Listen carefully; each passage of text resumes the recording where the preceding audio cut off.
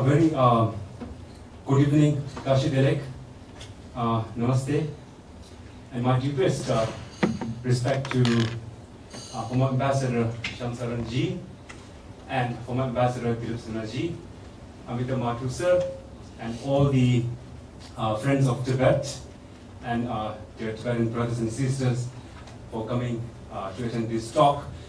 So today we are having this panel discussion jointly organized by the 108 Peace Institute, founded by Dr. Lobsang Sangay, which primarily focuses on four major themes that are actually the burning topics in today's world: freedom, leadership, climate, and democracy. And we are also partnering with the Global Order, founded by Professor Dr. Hindol Sengupta and Rishi Suri, who is present, who is not here with us today. So the Global Order basically reaches out more than 130 countries. And if you look at its YouTube channel, it has done so many interviews about Tibet and the current burning topics in the world, and it has reached more than 2 million viewerships on the YouTube. So you can reach out to these two institutes. So this is organized by, jointly by these two institutes. So today we have two amazing speakers. The first one is former Ambassador Shyam Saran ji. So we requested his presence in this panel discussion, and he immediately accepted. So we are very grateful for his kind acceptance, and it means a lot to us. And we have Dr. Lobsang Sangay, who is currently serving as a senior visiting fellow at the Harvard Law School, Harvard University. And he was the first political successor to His Holiness the 14th Dalai Lama, where he served 10 years as Sikyong, the president of Central Tibetan Administration. And today's panel discussion is moderated by Professor Dr. Hindol Sengupta, who is currently teaching as a professor at the Jindal University, and he is the co-founder of the Global Order. Thank you so much. Over to you, Hindolji. Thank you very much, Tashi. As Yashi was saying, this is a perfect and absolute opportune moment to discuss the subject at hand. Thank you very much, all of you, for joining. I want to begin this conversation with the words and the statement that you see on in the billboard behind you, which talks about two things: the reincarnation of His Holiness the Dalai Lama, and two aspects of it. One is spiritual continuity, the other is political contestation. And I want to begin the conversation there by asking Ambassador Saran to reflect upon this duality, so to speak. One is the importance of the spiritual continuity, and then, of course, the underlying political contestation. If we could begin there, Ambassador. I thought it would be best to have our Sure, guest absolutely. speaking, then Absolutely. I can respond to that. Absolutely. Sir, please. Thank you very much for IIC to host us again, Srivastava ji, also for facilitating this event, and my due respect to former Foreign Secretary Shyam Saran ji. He has been not only an expert on China and obviously in foreign policy, but also someone who has sympathy and support for Tibetans for a long time, and His Holiness also calls him a very old friend. And then Hindolji for moderating this panel. And I'm visiting your university tomorrow morning at 7 a.m. That's right. So I just gave a talk at GNU and barely managed to get a shower. I'm here. And then tomorrow afternoon I fly to Calcutta. I have to give 4 lectures there as well. I assure you, sir, that the breakfast at JGU will be better than the one at JNU. I don't want to get into this controversy, about JJ. I had to praise Max Weber at JNU, and I could see from some students' faces that they thought I was going to talk about Karl Marx, but not, I was talking about other German, Max Weber. Now, as for the topic, reincarnation with His dialogue, I gave a talk last year as well, and then the issue is spirituality and politics. It makes perfect sense in the sense for Tibetans, when you say reincarnation, we are more interested about the spiritual aspect of reincarnation. Now, as far as Chinese government is concerned, they just want to control the office. So that's the contradiction. We can talk about geopolitics. Shyam Saran is here, but it's spiritually, how does the process work? In the statement of His Holiness Dalai Lama in July, there are 5 paragraphs, and if you read the September 2011 statement on reincarnation by His Holiness Dalai Lama, it's exactly the same except for the 3rd paragraph. In 3rd paragraph, he says that in the last 14 years, that was from September 2011, his followers from Tibet, obviously, Buddhists in China, Southeast Asia, Mongolia, Russia, and around the world appealed to him, prayed that the reincarnation continue, and hereby he decided to continue. Now this is so important for us. This is the spiritual aspect. What he's saying is that to have reincarnation means first that followers have to like their guru so much, and they say, you know what, we like you so much, we want your guru to come back again. Then only the guru can come, right? So that's why His Holiness, as per the 800 years tradition of reincarnation, he's listening to the followers. He's not saying, I want to come back, I will come. He said, no, followers made appeals in the last 14 years, hence I'm granting the wish to the followers. That's number 1. Number 2, how does it work now? And then he said that my office, Ganden Porang Trust, will handle it. And if you study since 5th Dalai Lama, Ganden Porang, the government used to handle it. Now because it's registered in India, so Indian government is obligated to protect a trust. So Ganden Porang Trust will handle it. And traditionally, after His Holiness Dalai Lama passes away, or while he's alive, he appoints a regent, or soon thereafter, regent is appointed. Regent handles the reincarnation process. He appoints a team, search teams, and then the search teams are headed by people who are close to, or who knows, or who are familiar with the previous Dalai Lamas, right? So you have to go through familiarity and similarity test. So the search teams, like their cook and personal attendant or secretaries, will go looking for candidates. And they say, oh, this boy is so similar to the previous Dalai Lama, not just in sense of physicality, but in sense of traits and characters, things like that, right? And then that boy also has to recognize or be familiar with the person who is heading the delegation, the cook. Oh, your food, that I used to like that food, Oh, your prayer chanting, I used to like that. So that you have to go through familiarity, similarity test. Then it's narrowed down. Then from, let's say, a dozen or so candidates, they select 3. And then they go through a lot of divination, spiritual process. Then the regent will finalize the candidate, and that boy will be enthroned. Enthronement is recognition for us. That's it. He's enthroned. He is the next Dalai Lama, right? Now, Chinese government is not interested in the enthronement at the age of 4 or 5. They're interested at the age of 18 when he takes over the political leadership. They're more interested in the office. So once enthronement is done, he is the Dalai Lama, then who you appoint as a teacher, all that, these are the steps, right? So now contrast that with Chinese government. No one is saying to the Chinese government, please, select the Dalai Lama. In fact, all the followers of the Dalai Lama Buddhists around the world is saying to the Chinese government, don't do it, you have no business. So no appeal from the followers. Now, no people who are attendant, who knows Dalai Lama very closely are going to lead the delegation in China. They will be people who have never met Dalai Lama. They will be heading it. So that's why there is a contradiction. And then regent or the regency appointed by the Dalai Lama saying, it is my decision, my choice, where to be born, when to be born, and I delegate authority to this region or regency. And that is a direct authorization by His Holiness Dalai Lama, which the Chinese government doesn't have, right? So through this process, the next Dalai Lama will be selected. Now I want to make one important point. There's a bit of confusion even among Tibetans. 99% of the Tibetans, they say that the Panchen Lama recognizes Dalai Lama and Dalai Lama recognizes Panchen Lama. Wrong. It's always the regent which form search parties, and he leads the enthronement, thereby recognition takes place. Now, what does Panchen Lama do historically? They endorse each other. So there's a huge difference between endorsement and recognition. Let's say, in the US, there is a presidential candidate, right?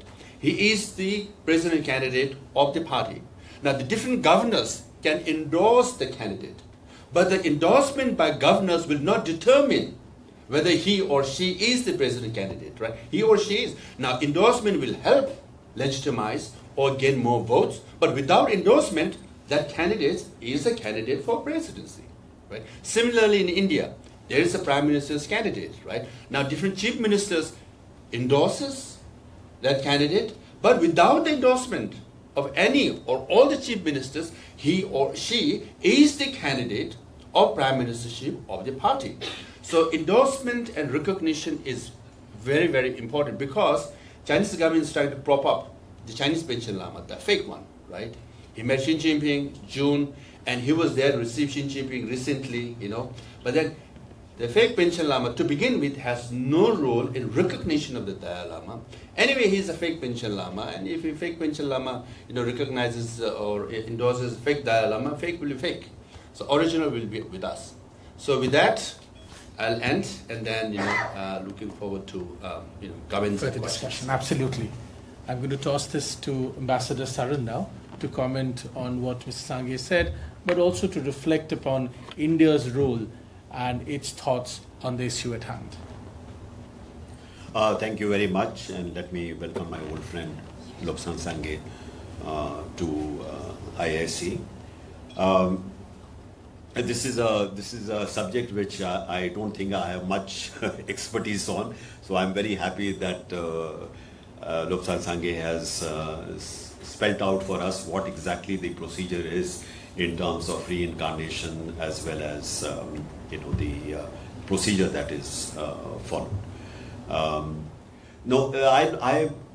will not go into these details. Let me just say that it is important that His Holiness the Dalai Lama made the statement that he did, which Lobsang Sangay has referred to, as to why there should be a reincarnation.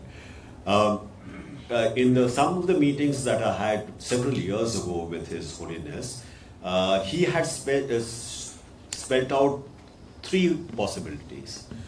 One was that reincarnation would take place. Second was that there are prophecies, he told me, that maybe the 14th Dalai Lama may be the last Dalai Lama. There were some prophecies like that. So there is a basis on which to say, after me, there will be no Dalai Lama. And that the democratic government which has been put in place by His Holiness, that would really carry forward the Tibetan cause. And the third was that he would announce who or how his succession would be arranged. And this is something which may require him to play an active role in actually determining how the successor would be appointed. So what now is very clear is that one alternative has been chosen by His Holiness with regard to the reincarnation. So reincarnation will take place. Certainly, I think it is the right of the people of Tibet to have this very age-old tradition, if they see that this is very important in terms of their religious beliefs, in terms of the spirituality that you spoke about. Really, I see no reason why this should be denied. And I think, as far as I know, the Indian government has also endorsed the right of the people of Tibet to really, this is their province in a sense. As far as the position of the government of India is concerned, really it is something which His Holiness has to decide. I do not think that we will either express a certain preference or will say that you should do this or do that, or that incarnation should be here or there. That is not for us to determine. That is really for His Holiness to determine. Of course, we wish him much longer life, even though he is now 90, but we would certainly hope that and pray for his good health and his long life. What is important to note is that His Holiness is not just a leader of Tibet. He is a revered leader in India. He enjoys a tremendous reverence throughout India. So in that sense, he is also belongs to us, to India, and we have of course every reason to endorse the fact that he has decided that reincarnation will take place, and it is for him to decide how this is to be managed. I don't think the Indian government or Indian people will have any kind of say in it. As far as China is concerned, you have the example of the Panchen Lama. I think in the case of the Panchen Lama also, the religious traditions were not followed. The kind of tradition that you have with respect to, not only identifying but then putting the chosen person through a very rigorous process of study and masters who school them in a sense in the office, that was not followed. And that I think is a very important part of this tradition. Which applies both to the Panchen Lama as to the also to the Dalai Lama. There is also the issue of mutual recognition, which you pointed out. So if the Chinese side is looking at legitimacy in amongst the people of Tibet by reserving to itself the right to appoint the Dalai Lama, they might go through some ritual like the Golden Urn and the picking of possible candidates. But I don't think that would succeed in gaining credibility amongst the people of Tibet, or for example, or for that matter, outside Tibet as well. We have seen the experience of the Panchen Lama, and I don't think he enjoys much credibility in Tibet, nor does he enjoy much credibility or respect outside. This will be a effort on the part of the Chinese to assert that they have the right to recognize the reincarnation. The problem is that now there are several living Buddhas in Tibet who have also been co-opted. So one has to be conscious of those forces at work as well. But that remains to be seen what happens. His Holiness for some time in the recent past very much believed that it was possible through his practice of the middle way to bring about some kind of conciliation with the Chinese government. There were messages passed back and forth, creating the hope that in fact particularly the leadership under Xi Jinping was actually interested in some form of reconciliation. But that in fact did not happen, and it is unlikely to happen. The reason is that the Chinese, in the conversations I have had with them over the years, they really believe that His Holiness's passing away will mean that the Tibetan issue is no longer important. They can handle it. That it is him as a focus of opposition within to Chinese rule within Tibet. That is the issue. And if he's not there, nobody else can provide that same kind of focus.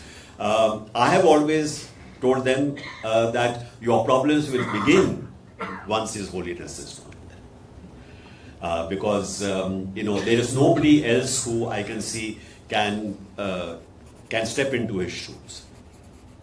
And he's the only person who could have, in some sense, brought about that kind of reconciliation, which would be acceptable to the people of Tibet as well. That possibility has now gone. So I am a little, shall I say, pessimistic about what the future could be. And I'm also a little concerned that should, after His Holiness, the Tibet issue in a sense becomes one of contention between India and China, this would not be a very good thing. Because today what is happening is, thanks to social media, thanks to very good communications, whatever is happening with the community here gets reflected back amongst the people of Tibet. And that whatever sentiments are there then gets reflected back here. So, that kind of isolation of the two is not possible anymore. And therefore, if there is a very strong reaction, as we have seen in the past, whether we like it or not, India will somehow get dragged into that. And that is not a prospect that is very, very something that I look forward to. So this has to be handled, I think, by the Indian government in a very careful and cautious manner. But having said that, I would certainly convey that as far as India is concerned, the authority of His Holiness to decide how and in what way the reincarnation would take place is his prerogative. I want to ask you, Mr. Sangay, something that the ambassador brought up, and a lot of people ask questions about this, including in many programs we've done. This entire thing about the Golden Urn that the Chinese bring up again and again dates all the way back from what I understand to the Ming court, and of course the Garden for Them Trust created by His Holiness, and the legitimacy question therein. Perhaps you could reflect, because it has been brought up, perhaps you could reflect upon that for a few minutes. Now, China is not represented here, so let me give you the Chinese perspective so that we can deconstruct and try to understand it. So what they say is that, number one, they have the final Qing, it's mainly Qing, right? Changlong Emperor in the 1792-93 on. They say that, we have the final right to choose, that's one. Number two, the reincarnation process was so corrupt that among Tibetans and Mongolians, so some family members are influencing, the selection process of reincarnation. So we had to bring order and corruption-free system, and they brought the Golden Urn as part of the process. But then, reality is when they implemented, there was so much corruption that whoever wanted to have his or her son, mainly sons, to be recognized, they have to bribe the ambans to put their name in the Golden Urn. So the corruption was not prevented, but rather it was expanded. Same with Order Number 5. Now, Chinese government has Order Number 5. That's the law. Anyone who is a reincarnation has to be registered and has to be recognized by the district level, provincial level, and the national level authorities.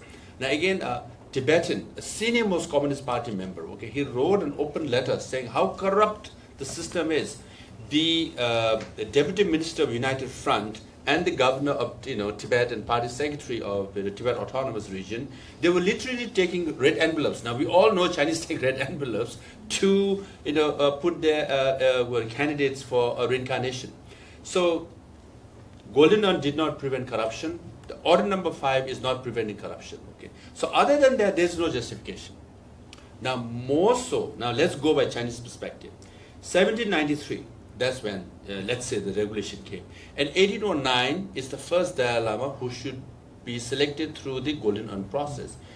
The 9th, 10th, 11th, 12th Dalai Lamas, right? if, let's say, assuming Golden Urn was used, that's the Chinese government claim, then all died young at the age of 9, 17, 14, and 21, something like that. So that means if you use Golden Urn, it's very bad luck. So they all die young, 100%. 4 out of 4 died young. So Golden Urn is not golden, it's bad, right? So they have no legitimacy, and they tried. Now if you challenge spirituality, karma, hai na, karma kicks in, you know. So it did not. Now the reality is that 9 and 10 they didn't use Golden Urn. 11 and 12, you know, but Tibetans are already pre-selected Dalai Lamas. Okay, so Golden Urn, as far as you know, as a system is concerned, has zero credibility. And also now, what is the traditional process? The regent will put, you know, 3 names, final candidates, in a dough, barley dough, and then in a bowl, and then you pray and then you roll it. And whichever name pops up could be the next Dalai Lama, but then regent can decide to roll 2 or 3 or 4 times. So that is the process. Now all the Chinese government did was replace the bowl with the Golden Urn and replace dough with, you know, ivory sticks. And they're saying, no, we have brought a totally new system. Nothing, it's the same system. They just changed the material. Now, you own a house, okay? I bring one utensil and use everything in your refrigerator to cook food. And if I claim that that food is mine, will you accept that? Just because you brought a utensil, you know? They say, no, you're using everything. The stove is mine, you know, gas is mine, food is mine. How can you say, you know, it belongs to me? So that's all they did. And it's corrupt, it brings bad luck, and it did not change anything, actually. So that way, it's wrong. Now, I'm wearing my academic hat, right? Chenglong Emperor. Now, who is Chenglong, right? He is a Manchu, right? Now, you go to his tomb, right? Every emperor, now we have expert here, you know, Shyam Saran of China. Every emperor, while they're living, they design their tomb to leave a legacy, right? That tomb reflects their true values and sentiments and the political leanings as well. Now, if you go to Chenglong's emperor's tomb, everything inside the tomb is written in Sanskrit and Tibetan, not a word of Manchu or not a word of Chinese. All mantras, right? Because he thought, even he thought he was Manchu. He thought, he was Buddha. So there is a portrait of him in the middle, and other 108 Buddhas are around him. Okay. So he literally thought, he was Buddha, the biggest Buddha, the greatest Buddha, and all other Buddhas are around him, right? Now he conditioned in the Golden Urn, the line says that his portrait, Thangka, should be displayed while you use Golden Urn to select the Dalai Lamas and other reincarnated Lamas. He thought himself too much, okay, he thought himself Buddhist, that's good, but he himself is greater than Buddha, and the reincarnation selection should be take place by displaying his Thangka. Now, even the Chinese Ammans did not display his Thangka. Even while selling Panchen Lama also, as Shyam Saran just said, they did in Chokhang. There is no portrait or Thangka of the Chinese emperor at all. So they did not follow the rule number 1. So that way, Chinese government shows this Golden Urn, says made up of gold, and there's some value to it. Historically speaking, zero credibility. Yeah. So I just feel bad for the Tibetan boy's name. Is Tibetan, we feel bad if they select the next Dalai Lama, the family. But Chinese government will put this boy and the family through this torture, because they will not be accepted by Tibetans. They will be not accepted by Buddhists. But they are told, you are Dalai Lama and you are the parents. They have to behave like what? Even like Shyam Saran said, they will spend more time in Beijing than in Tashlubo Monastery or in Lhasa. Right? They'll be made puppets. And Chinese government, just to flex their muscle, because you are your organization, global order, right? This is Chinese world order. They don't give a damn about the history, spirituality, even the feelings of a young boy and the family. They'll put this family through a tragedy just to control an office. So that's what Chinese world order is. So we feel really bad, but that's what they want to do.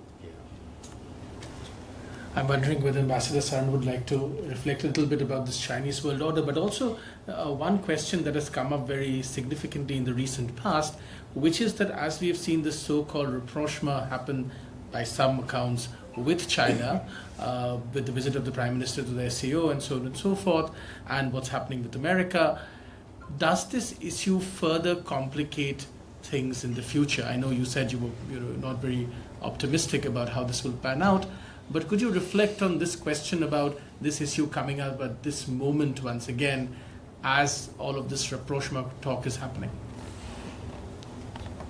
Well, what do you mean by the issue coming up again? I mean, this issue has always been there. So to think that somehow now this issue will erupt, I don't think that's a correct assessment. I think we should realize that Tibet and the situation in Tibet was in fact very critical in terms of the relationship between India and China. It is in 1959 when His Holiness came to India. That is when the deterioration of relations between India and China began. You can even perhaps draw a line from there to 1962 because of the Chinese sense of great insecurity and the fear that they were losing control in Tibet, made the border issue as part and parcel of that larger perception that India was trying to subvert Chinese rule in Tibet, and these border incidents and skirmishes were part and parcel of that particular intention on the part of India to somehow undermine Chinese rule in Tibet. So, in a sense, there is very little doubt in my mind that if we are really looking at the possibility of some kind of an overall understanding between India and China and in a genuine kind of convergence between them, how the Tibet issue is handled is fundamental. This I don't think I would say that this is something which is a minor issue and sometimes erupts and sometimes does not. That is not the case. It is a very important issue in India-China relations. I think this is the reason why, if there had been a process of reconciliation between His Holiness and the Chinese, it would have been welcome to India. But it did not happen, and it is unlikely to happen. So this is why I say that what happens in the future after His Holiness is not there, and some kind of a restraining influence that he has, not only this side but on the other side also. If that is not there, what about the sentiments among the young people of Tibet? These are the imponderables for the future. Now, I think it is important, especially this incarnation issue. One of the great success stories of His Holiness and the Tibetan community here has been being able to not only preserve but to actually Tibetan culture, Tibetan a form of Buddhist religion, philosophy, ideas. These have not only been preserved but they are flourishing, and His Holiness has actually an international profile, which I doubt whether any other Tibetan leader would have. So this has been a huge asset. And therefore, I think one of the important objectives should be, while we are talking about incarnation, etc., how do we make certain that this very important objective, legacy, I would say, of maintaining Tibetan culture, maintaining Tibetan religion, the philosophical ideas that His Holiness is associated with, that legacy, how can we make that continue, and strengthen it in a sense? That is a bigger issue, because I think that is really fundamental in terms of the future of Tibet. Because I think if there is a great attraction that Tibet and Tibetan Buddhism has all over the world, it is its spiritual quality, and you see how His Holiness is able to command so much of respect and reverence. So that is to me a much more valuable legacy. How do we make sure that not only that legacy survives, but actually continues even in more powerful ways? And in that, I think India will be, because of the great affinity we have between our two peoples, India would be a place where that is something which can be pursued. If I may, yeah. Yes, please. I do agree with Ambassador Shyam Saran ji. India has been the greatest host and supporter for Tibet. And His Holiness always says that when he came to India, he had only sky and earth as friends, nothing else. He had to leave, all our family members, they had to leave everything. And then from nothing, we were given lands, and we had cut all the trees and all that, but we were given lands. And then we built, first thatch house and tin roofs, then brick houses. Now, if you go to South India and anywhere, all over India, all the greatest monasteries destroyed in Tibet were rebuilt. Not only rebuilt, there are more monks in some of the monasteries in India than in Tibet. And then the whole monastic, our culture, everything is revived. So that's our biggest asset. And then Buddhist centers all over the world.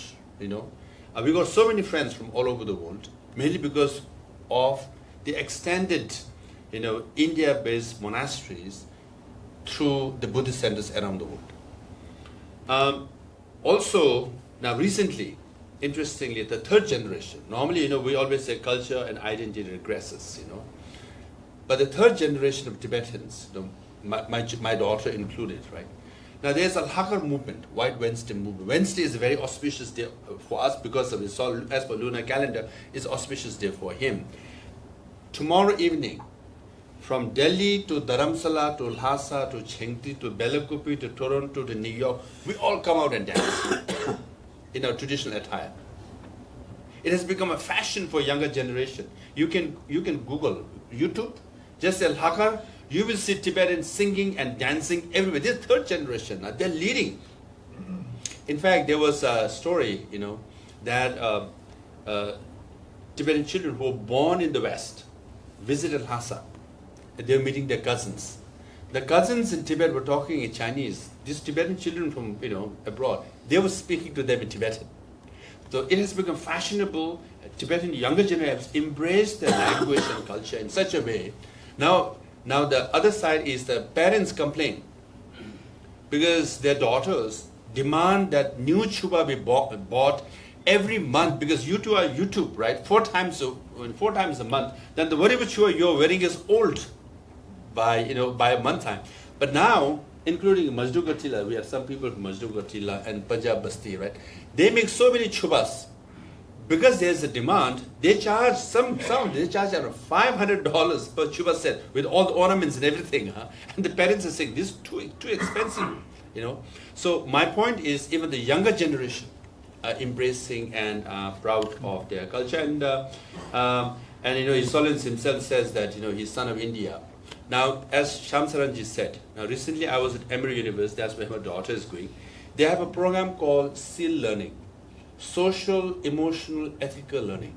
His Holiness envisioned this, and His Holiness started teaching it. He always says, that he says, I've given a hope on the elder people.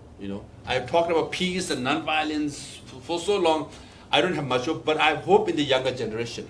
So the University of Emory has come up with a curriculum based on His Holiness thinking and teaching, so that the younger generation be socially responsible, emotionally balanced, and ethically strong. they will go on to become great leaders. So the leaders will not just go after power, but they will work for people, right? Teachers will not just think about their career, they care about students, right? Doctors will not just think about how much money they make, but about patients. So this is global thinking. Now this curriculum has spread to 42 countries, translated in 26 languages, 20 million students are taught this curriculum in 42 countries.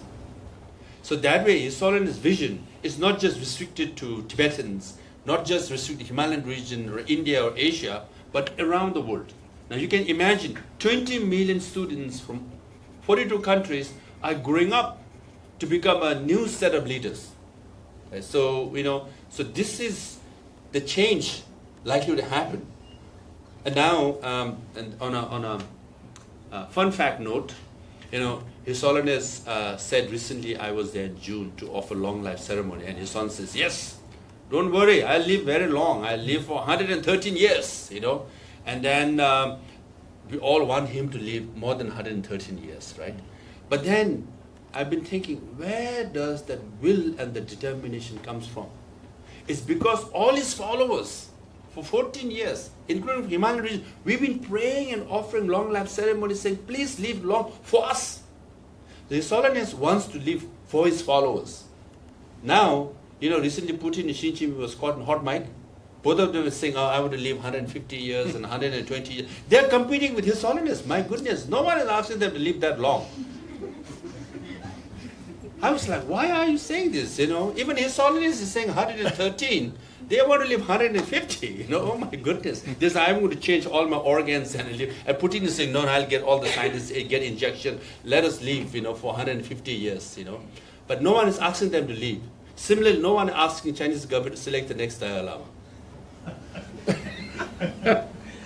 On a serious note, sir, I want to ask you a question that the ambassador also brought up, which is this question on how things will change at a time when His Holiness is perhaps no longer there, and this idea, this question that perhaps things will change or could change at least quite dramatically with a new generation, especially when the calming influence of His Holiness is no longer there in person.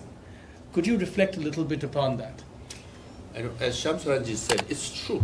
His Holiness, influence, especially in restraining Tibetans, right? If you listen to all the Tibetan families, we all have suffered a lot, right? Sometimes when you think about it, your uncle died of starvation, they were shot and they were imprisoned.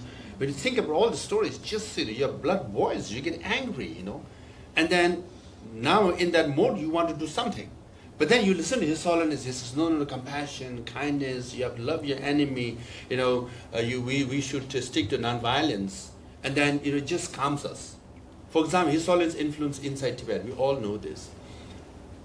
Traditionally, it's fashionable for Tibetans to wear animal fur, tiger skin, leopard skin. It's like Gucci bags and Chanel bags and Rolex watches for Tibet, for the rest of the world. And His Holiness gave a Kala Chakra in Amravati in South India, and he just said, stop.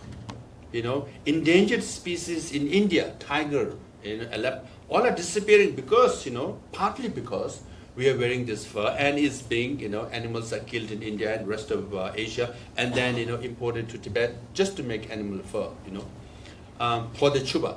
And what did Tibetans do? They burned the animal fur. Since then, you don't see Tibetans wearing animal fur skin. Can you imagine? Which leader in the world can tell your citizens, throw away your Rolex watches, burn your Chanel bags? They will say, go to hell. I doubt even 1% of population will agree. In Tibet, 100%. Now, if His Holiness has, that's why when he says non-violence, when he says restrain yourself, Tibetans listen. So in that sense, His Holiness is an asset, is a partner for the Chinese government to resolve the issue of Tibet and deliver whatever agreements you have. If His Holiness, this is the agreement I've agreed, you all should listen, Tibetans will listen. Chinese government is going to lose that. Right? Having said that, we will have the next Dalai Lama, so Dalai Lamas will continue. Sometimes question asked, what happens when Dalai Lama passes away? we will have the 15th. You know, we want this Dalai Lama to live long. He will live long, but Dalai Lamas will continue, and we hope next Dalai Lama is as great as this Dalai Lama. I want to ask you, Ambassador Saran, there has also been, in a sense, and a lot of people have commented on this, a revival of institutional interest in promoting Buddhism in India. You know, some scholars have called it, in a sense, India highlighting its own legacy of Buddhism. You know, there has been many things associated with this. You know, Kushak Bakula statues have been sent in various parts of the world. You know, the Buddha relics, they have gone, you know, before also, but now that is, you know, promoted in perhaps a better way. Organization of global conferences and so on and so forth. This entire effort that's going on at the moment, how do you see this talking to India's or speaking to India's long history, obviously, of supporting or having supported the Tibetan cause, and how do you see these two things going hand in hand? Because there too, in this entire thing about promoting a Buddhist legacy, there too, there is a contestation between India and China. You know, as an Indian, I do not make a distinction between this religion and that religion. I think the beauty of this country is that it is perhaps the most diverse, most plural country in the world. It is home to a whole spectrum of religious beliefs, which are all respected. So I do not see just a political push to our Buddhist heritage. Buddhist heritage is there. Doesn't need a government to promote it. There is, of course, the element of China trying to project itself as some kind of a second Vatican of Buddhism. I don't think that is likely to succeed very much. But the fact is that in China itself, Buddhism has spread amongst the people very rapidly. So this is a fact. As far as the link between the revival of interest in Buddhism and the links with Tibet is concerned, again I would say that nobody thinks that this now has to be done. It's there. It's something which everybody knows is there, that there is a very strong link between not just Indian Buddhism, but virtually all of Indian culture and its religious heritage. His Holiness frequently talks about the Nalanda masters. Now, Nalanda masters were not only masters in Buddhism, but they were masters in many other disciplines. So this is something that we should recognize, and we should value these affinities between the two sides. I think always trying to politicize this, somehow there is a political motivation behind this, I think that's looking at it too narrowly. Why do large number of people in India feel that kind of affinity, for example, for His Holiness? Because there is a certain sense of recognition that he's a spiritual being, and some of the things which he says do find a lot of resonance. For example, I remember he told me that just as it is important to keep your body clean, you also need to keep your mind clean. You must be very conscious of that, and for that, things like meditation are very important. That sense of spirituality is very important. So these are things which are very familiar to India, whether you are a Buddhist or whether you are a Hindu or any other religion.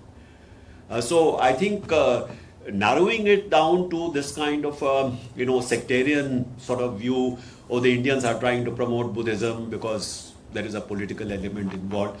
I don't think Buddhism needs the Indian government to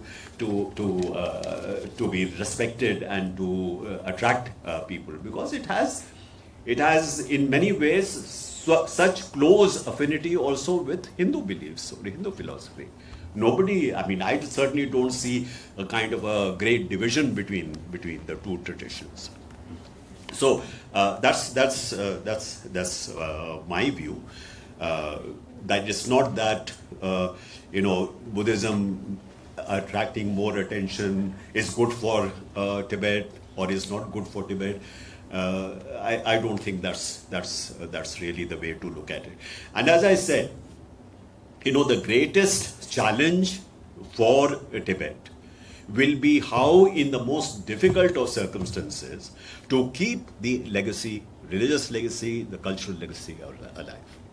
And in that you will find India a partner, because it's so deeply connected to our own spiritual traditions, our own religious traditions. But that is something that the people of Tibet themselves have to really be doing. Yeah, I think I will stop here. I'm going to turn that question to you, Ms. Sangay, to talk about how you see India's role going forward in keeping this legacy alive that the ambassador spoke, powerfully about, that this legacy must be kept alive and kept alive, in a way that it flourishes. How do you see India's legacy going forward in keeping this legacy alive?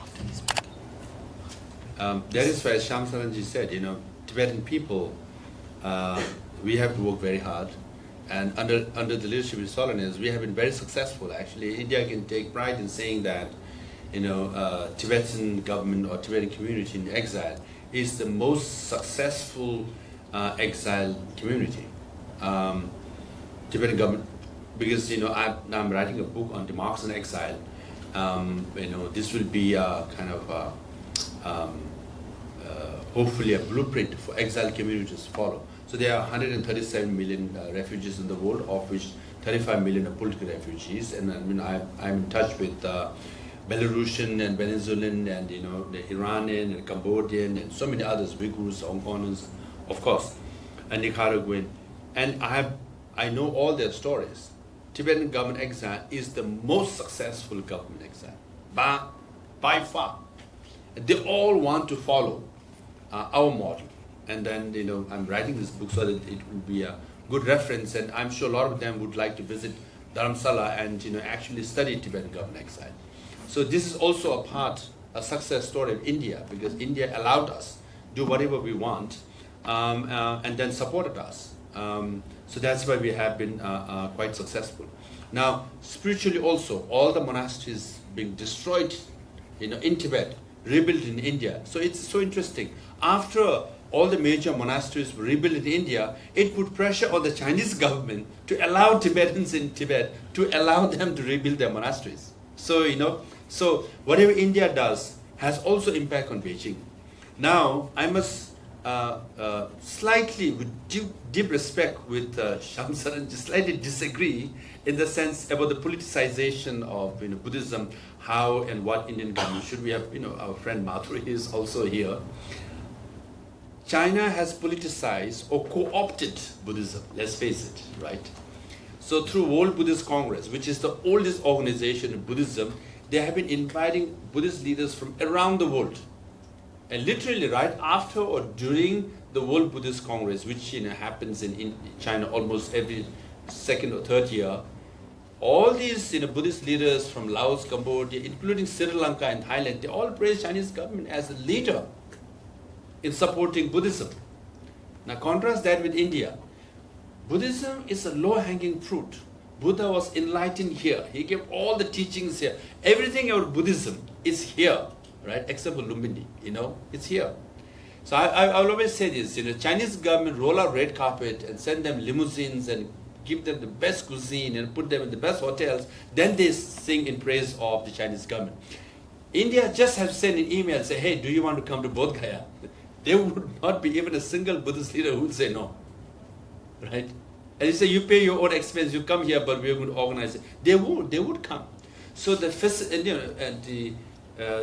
we have to facilitate that. So if you do that, then it's now, whether you like it or not, China is capitalizing it, co-opting it, and whether you call it competition or realization, if India acts on it, then you could. All the Buddhist leaders in Buddhist countries should be leaning towards India. But then at the moment, many of them are leaning towards China. So this is a low-hanging fruit that India can play a vital role. Wonderful. At this juncture, I'm going to open the floor, as it were, for questions. Please raise your hand, identify yourself, and please also address it to one of the speakers, and ask any questions that you might want to ask. Anybody? Yes, sir. Please go ahead. Let the mic come to you. Thank you very much. Firstly, I would like to express my gratitude to the panel and to the chair. My question is for Lobsang Sangay. We have seen a precedent that happened recently with regard to the recognition of Khalga Jinsun Rinpoche in Mongolia, which is considered to be the third most important Rinpoche after the Panchen Lama. We saw that His Holiness recognized the Rinpoche, the boy was recognized in the US, but as it was pointed out by Tilu Rinpoche in the Payul article on August 2025, he mentioned the danger of Chinese interference and involvement in the possible reincarnations across Tibet, Mongolia, and of course the greater Himalayan world. So my question is that what are the political ramifications of this sort of indirect control that is being asserted by China over reincarnation, be it in Mongolia or Tibet? And how, in the broader context, let's say there's a dual recognition with regard to the office of the Dalai Lamas, the institution of Dalai Lamas, how will that play an important role, like the Chinese control in these areas? Thank you. Yes, the reincarnation of Dalai Lama, it's not Tibet-centric or not in isolation. It has major geopolitical ramification. If you allow the Chinese government to recognize or select next Dalai Lama, then in the Chinese world order context, they might say we will select the next pope, But you might say, why would they do that? Actually, Vatican has already agreed with the Chinese government. The Chinese Communist Party will select bishops and will be endorsed by Vatican. And there are in Mongolia, several bishops in China are actually selected by the Communist Party and endorsed by Vatican. It's going on. So next cardinal, right? And imams in Xinjiang and in China are actually selected by the Communist Party. So bishops are selected, imams are selected, reincarnated lamas are selected. And if China becomes number one in the world, they might say, hey, Shankaracharyas too, And then also in Southeast Asian countries, in Laos, Cambodia, wherever, all the Buddhist leaders, they might say, hey, we don't like this guy. He's banned from entering into China. And you have to change the Buddhist leader of that country or of that temple. So in that context, there is a ramification with all the Buddhist countries, or rather, those who believe in faith. So it's not just, of course, Buddhist countries, and also Muslims, Christians, and Hindus as well. Now, Khaga Jizudhamba, right? It is the right of the Dalai Lama to choose the spiritual head of Mongolia, and he did so. Now, the boy is under tremendous pressure, the family. Sometimes they have to spend time in the West. Each time there's an election or something in Mongolia, China's going to put so much pressure. They're saying, hey, send the boy to China, we will educate him. Or we will send him the teacher, Can you imagine in the Chinese world order, they just don't care about the feelings and sentiments of the parents and the child. We have to control you, so you must come to our place to study. We will appoint your teacher, we will dictate you, and putting so much, pressure on that family and that boy, So that is the Chinese world order. But His Holiness did what he did. That is, it's his right. And there's a long story behind it, But you have to be very careful to make sure that the boy has American passport and all that. So there's additional protection. So you just cannot take this boy. Literally, they could take the boy to China if that boy only had Mongolian passport. So this is the reality, So I've been to some conferences where they say, oh, the Chinese system is so good, this is value neutral. They don't put any conditions on you. The Europeans, you talk about human rights and democracy, this is value-laden, kind of foreign policy. We don't like that. I said, no. Chinese is the worst. You see, you can't talk about Xinjiang, you can't talk about Tibet, you can't talk Mongolia, Hong Kong, democracy, nothing, right? That's not value neutral. That's value-laden, So, and then we will not talk about you too, So that kind of world order, I think, it's worse than what we have now. Next question, please. Yes, sir. Go ahead. The mic, please, sir. Mine is a very theoretical question.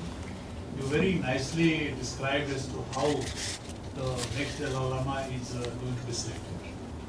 A very elaborate process is there. But that process was actually taking place when Tibet was absolutely free, from this angle. Now, given the present situation when Tibet is not having that kind of freedom, the Chinese government is not going to allow that process to really, go through inside the Tibetism. So, do you think that the next Dalai Lama, as and when he is selected, is somebody who is going to be from outside the Tibetism? I think the yeah.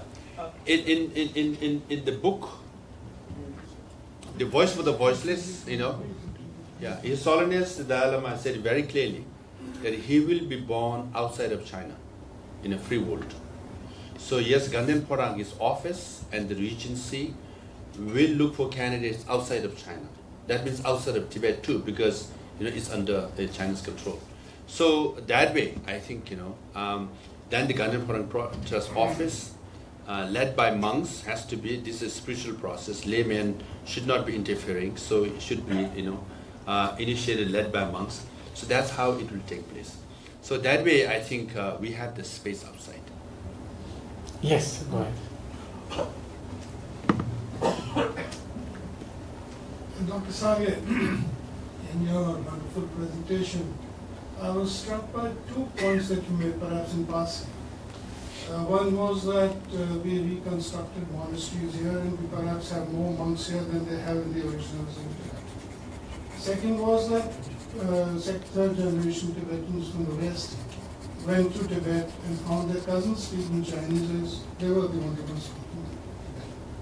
So can you throw light on whether there has been dilution of the religious, content there, especially now that we hear stories of almost 1 million children being taken away to boarding schools where they're taught only Chinese language, Chinese traditions, Chinese culture. So how relevant would this whole question of spiritual continuity and political contestation be if that whole Tibetan culture and civilizational values got diluted? Let me tell you the story, because I have met many Tibetans from Tibet as well. So those, even Tibetans who work for Communist Party, so they will say in Dharamsala they are organizing a conference on Tibetan literature. So these damn splitters are doing this. So we, Chinese government also do something about it. Then the Chinese official immediately grant money to organize a conference on spirituality or culture, language, things like that. So what we do in India and allowed by India has major ramifications, because monasteries were built in India, and then Tibetans, when they start building, they say, splitters are doing this, why can't we do it? And Chinese government, give them at least the space. Now, as far as monasteries are concerned, it's true. Let's say the present Ganden, in India, Sera and Drepung, they have more monks than inside Tibet. But having said that, there are other monasteries that come, like Serta and Larungar and Yachingar, where there are more monks, where they were. There weren't even even a small monastery in those places. So these are facts. Now, Chinese government is trying. That's true. They are forcing 1 million Tibetan children to go to boarding school, so that they can be cynicized, they can be brainwashed. They are trying that. But I've seen this. Chinese government campaign goes through this roller coaster. So when the central government, provincial government, local government are in sync, which means that when the pressure is huge, it happens. But then the people who implement are mainly Tibetans, and after some time, it just loosened up.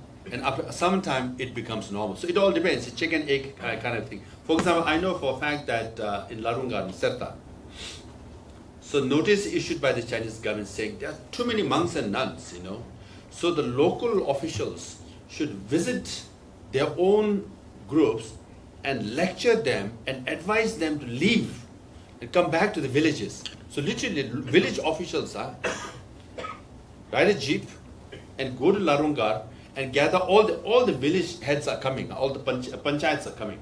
gather their own group and say, now, don't go. The Chinese government is saying this and this and this. You're wrong. You should not be doing this. You all should return back to your villages. This is the advice we have brought. And then all the monks and nuns are listening. As soon as that lecture is over, they say, okay, now done. Now, time to give you all the supplies. They are the one who brings your food is here, your clothes are here, sent from village. In fact, the new recruits are also brought by the same Communist Party officials. So in Tibetans, they split their mindset. They do their duty, but they also keep the Tibetan side of it. So this, that's why, it's been 60 years. So they have not been able to synthesize us, And that way, I think Tibetan civilization, Tibetan values is also very, very strong. I think that will continue. And that's why the younger generation in Tibet also, they might speak or not speak Tibetan. In America also, they grew up, they were born and grew up in America, but they all, on Wednesday, they all dance. And you're welcome to watch the Lakar dance everywhere, including Yoruba. So in today's heat, whether it rains or not, you can go to Majdugatila and enjoy Momo and Thukpa and Chang. Also watch Tibetan dance on Wednesdays. You can go to Belakupi. I can't imagine. I was watching a video in Sikkim. There were hardly. I always assumed that settlement, had only 200 people, and I saw the video. The 250 people are dancing in that settlement. Okay, we only have time for one last question. The ambassador has to leave. Go ahead, sir. Let the microphone come to you.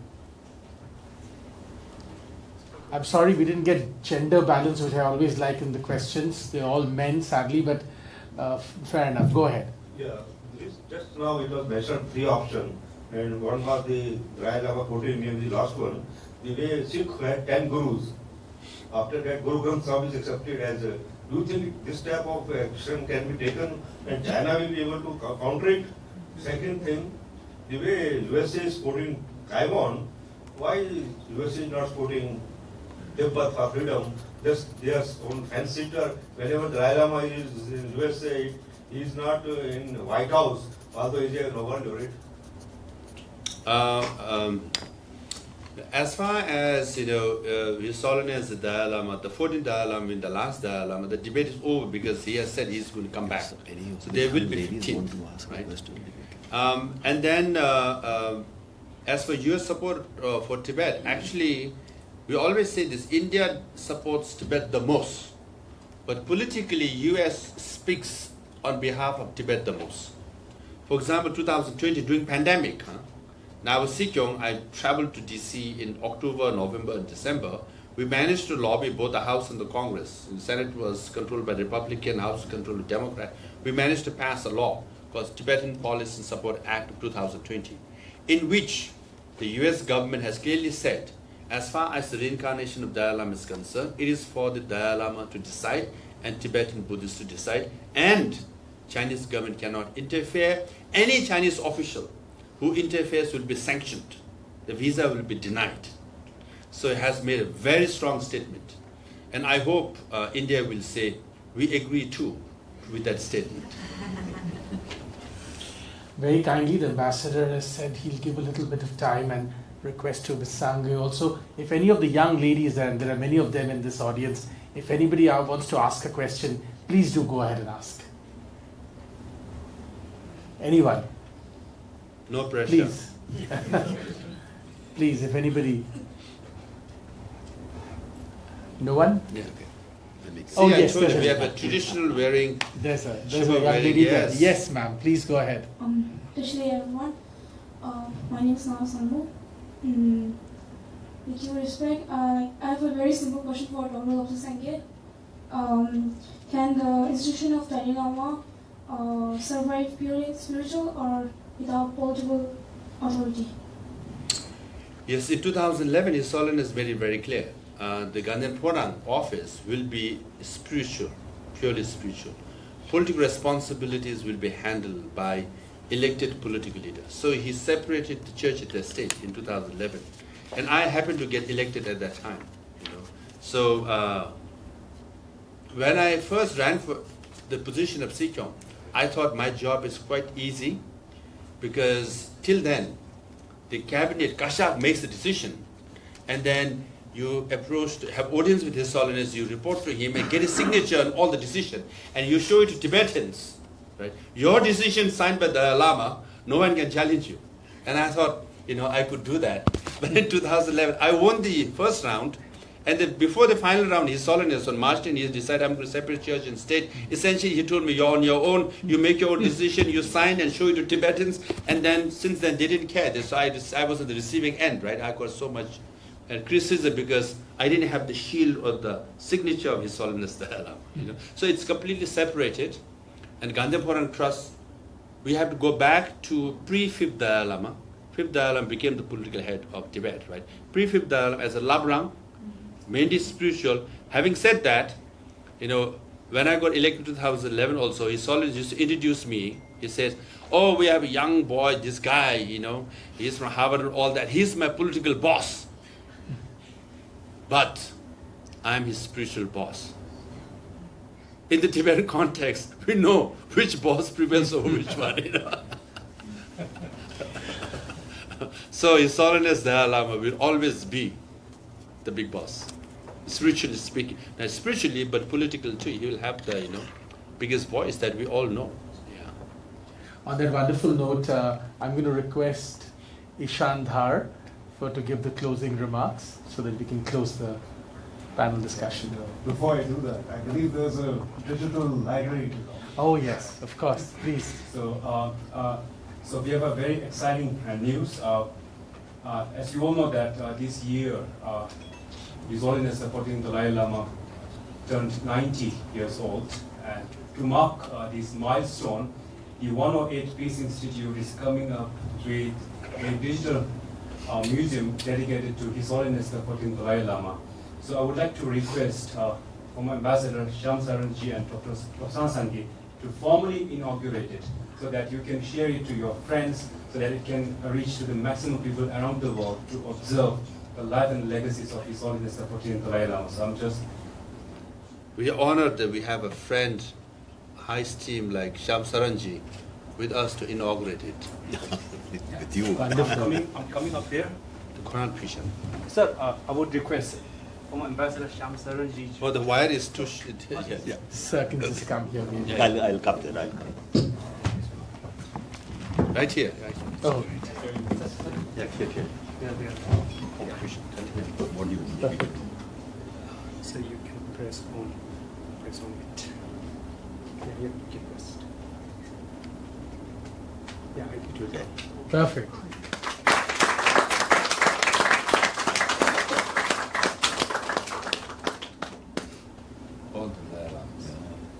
So Very nice. we have all the Dalai Lamas in this Very, very digital beautiful. library, and particularly the 14th Dalai Lama. So you can see how His Holiness the 14th Dalai Lama arrived in India and his legacies. So I hope you will enjoy it and you can share it as much as you can. Thank you. Thank you. Looks amazing. Thank you, Yeshi. Good evening, ladies and gentlemen. It is my distinct privilege on behalf of Global Order, as well as our co-host, the 108 Peace Institute, to extend our vote of thanks for this thought-provoking discussion. We are deeply grateful for our distinguished panel, Ambassador Saran for shedding light on India's perspective in this matter, Dr. Sangay for insights both esoteric as well as geopolitical, and Professor Sengupta for keeping us all on track when it comes to this issue.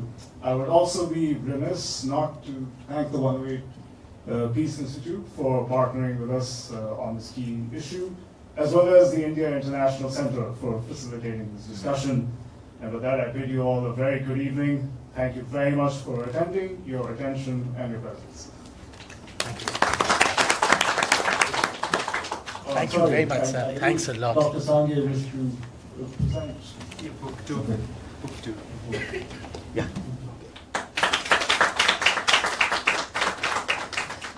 One, two, three. Thank you very much.